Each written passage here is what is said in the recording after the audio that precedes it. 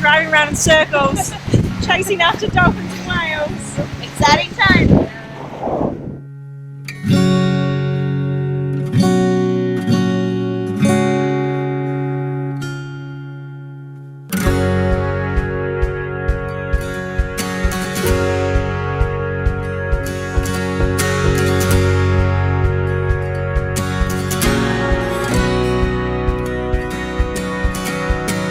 Oh, look at all their little bubbles.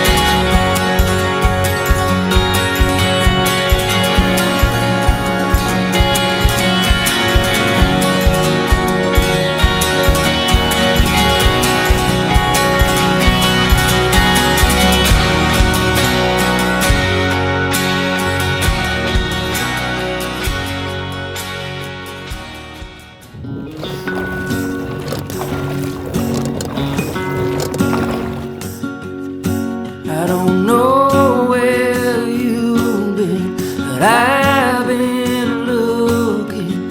Why is it taking so long?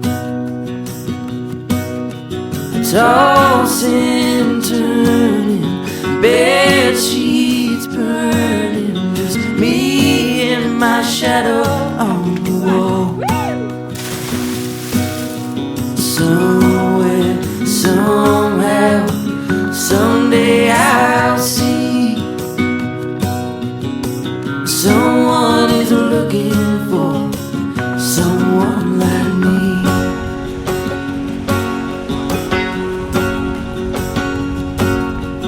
Bus stops, church pews, bar stools, bedrooms, mining for that diamond in the rough. Napkins and numbers, static and stutter. I eat too good. What do you got there, boys?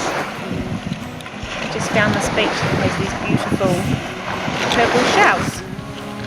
So I'm collecting a few, hoping to get them back into New Zealand, but I'm not sure about how the customs officers will like it. Looking for someone like me. And I believe sometimes some things are worth the waiting for. I believe sometime will bring me somewhere, somehow. Someday I'll see someone is looking for someone like me.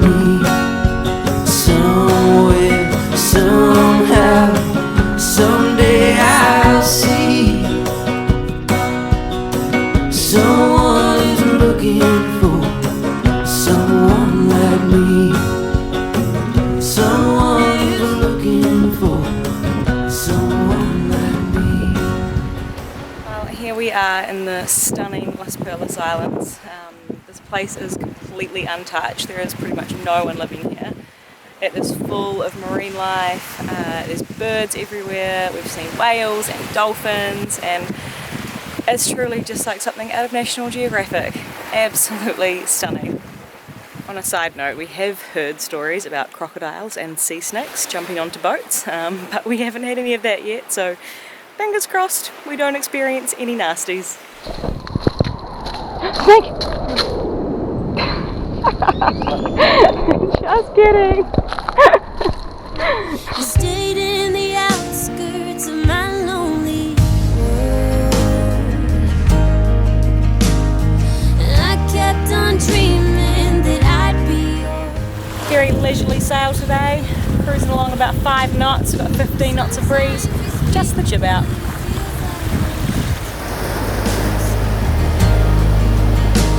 But it hurts to be so close to what can't be mine. And I know you mean well, so I make it hard to tell what I'm thinking. But I can't let it go when I still need you so, and I'm sinking each time I fall. We just sat down for a gin and tonic. It's that 5 o'clock hour. Although I don't know what the time actually is. Oh! Had a minnow for you. That was the worst catch ever. Too small, we had to put him back anyway. Yeah, he was pretty little, wasn't he?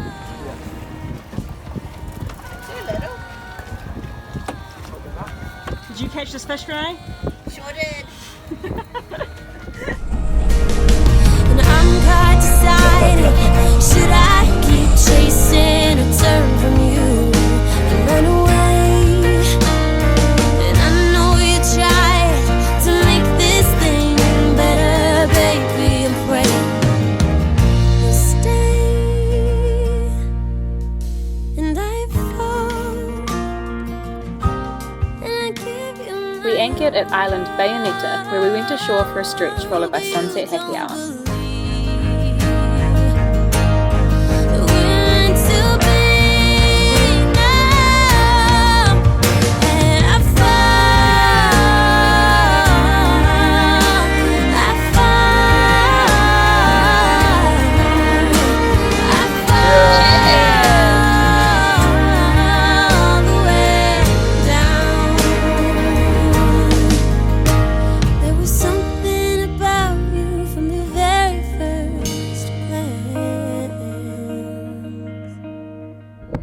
We're just on a hunt to find some hermit crabs so we can do a little hermit crab race. Oh, bigger definitely isn't better in this case. Oh no, he's going faster though. Oh shit. Come on, come on. Oh, it's gonna be... Oh no. And he stops on the other end. Look at him. He's like, I've done it. I did my race. Oh, my guy's got endurance. He's still going. This is the final race. Oh, crikey. That was a hands down winner. Yeah, Renee's is still sitting there. Oh, there he goes. working it out. Oh, he's got a nice shell though. He's probably the best looking hermit crab we've found. Just not the fastest. Oh, there we go. Here we go. He's off.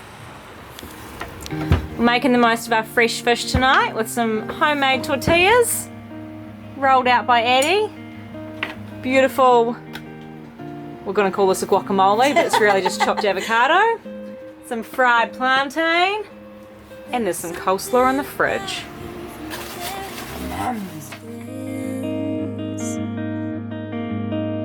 and something in me thought that I had. Sarah noticed a small problem with the windlass the other day. Still works, but it's now going a lot slower than usual, and it makes a whining noise. Just took it at the top unit apart to see what I can see, and I can't really see anything wrong, so I don't know what's wrong with it. Uh-oh. Uh-oh. This old chestnut. Yeah, it still works, so we're not pulling the anchor up by hand, but it's not ideal if we're going to the Pacific. We're thousands of miles from a service person. So the broken windlass, we took the top apart and it's all good, but from talking to other experienced cruisers, Ross Blackman, he's had the same problem in the past, and he told us it was a broken bearing inside the electric motor.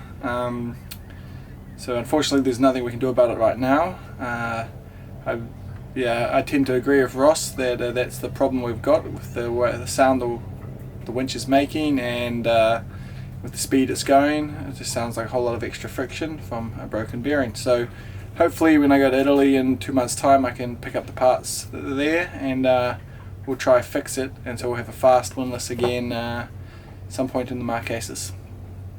You got me bleeding. We hauled the dinghy out one final time before heading back up to Panama. Now watch me cry, cry. You got me bleeding. Bit of a sad farewell to the Las Perlas Islands today, but we've had to head back to Panama City. We've got a lot of provisioning to do, so yeah, time to get that all sorted for the next stage of our trip.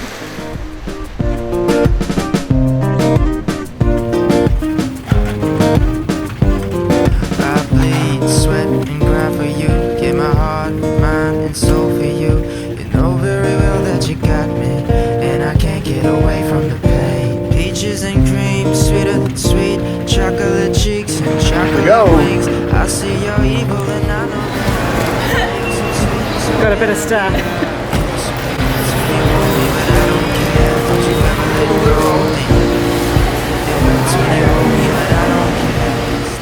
Just bought the entire collection of whole wheat flour in Panama City. We've been to both the organic stores that we could find, which is the only place that stocked it.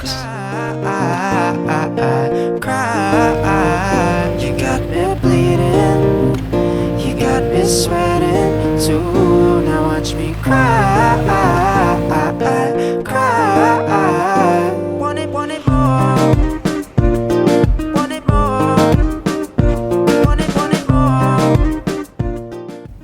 With 6 months worth of food, drink, some fresh fruit and veggies, all ready for the crossing. Now I've just got to pack it all away.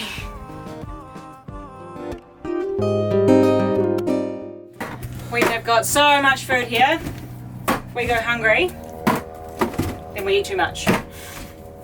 We'll be sailing a lot slower with about 500 kilos of ballast. It's not going to stay there though, we've got to stow it all tomorrow. Yeah. Renee's been here super diligent. Look at her. CM for coconut milk. Look at all of these.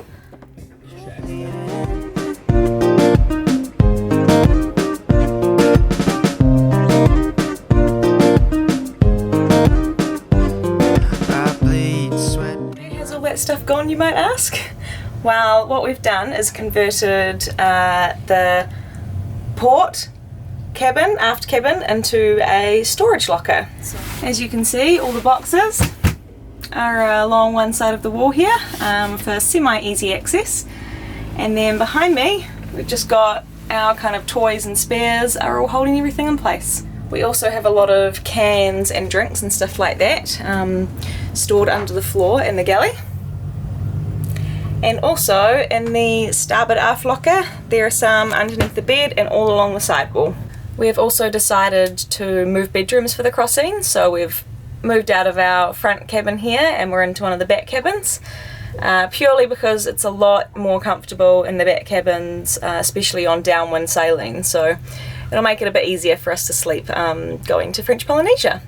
It has meant that we've been able to free up a little bit of space up here, so we've moved up some surfboards and some bedding, and it's got some fruit and veggie storage, which is actually quite important because with all of the cans and food and all the supplies down in that port aft cabin, we're a little bit stern heavy. Medium.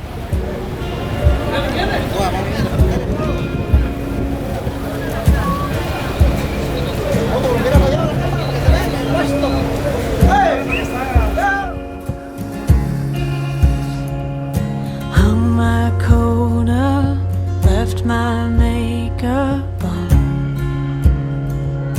I might be your after.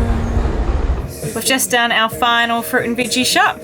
So we're just in the middle of washing everything, giving it a little vinegar scrub down, and then stowing in the fridge somehow. Renee's bags are packed. She's ready to go on her start of her big adventure around the world. What's the next stop? Bolivia. Whoop woo! Have an amazing time.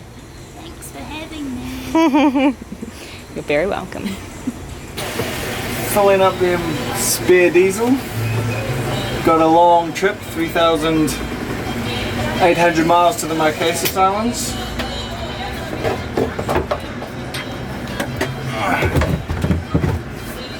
Well, here we are, leaving the metropolis of Panama City behind us.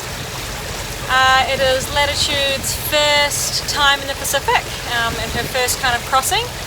And our destination is Galapagos.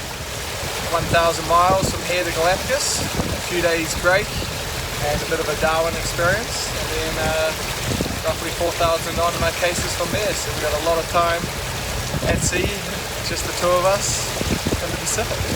Should be good fun.